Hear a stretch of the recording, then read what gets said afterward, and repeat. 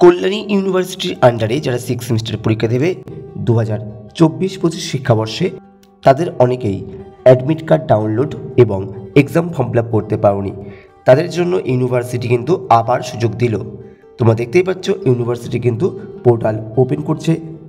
Reopen হচ্ছে portal 13/7/2024 দুপুর 2 থেকে, এবং এই পোর্টাল আবার ক্লোজ হয়ে যাবে 15/7/2024।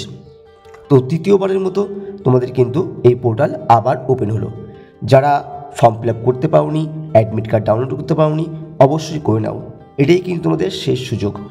এর মধ্যে তোমরা যদি অ্যাডমিট কার্ড ডাউনলোড এবং ফর্ম ফিল আপ করতে না পারো, 6 সেমিস্টারের এক্সাম দিতে পারবে না।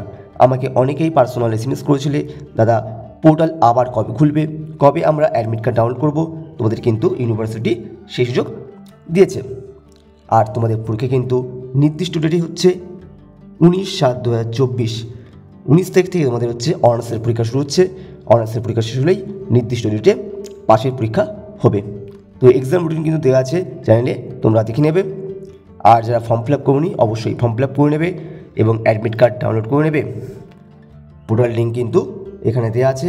এই লিঙ্ক কিন্তু আমি ভিডিওর ডিসক্রিপশনে দিয়ে দেবো। তোমরা সেখান থেকে ফর্ম ফিল আপ করবে, এবং কীভাবে ফর্ম ফিল আপ করবে, কীভাবে অ্যাডমিট কার্ড ডাউনলোড করবে, এই নিয়ে কিন্তু আমাদের চ্যানেলে একাধিক ভিডিও আছে।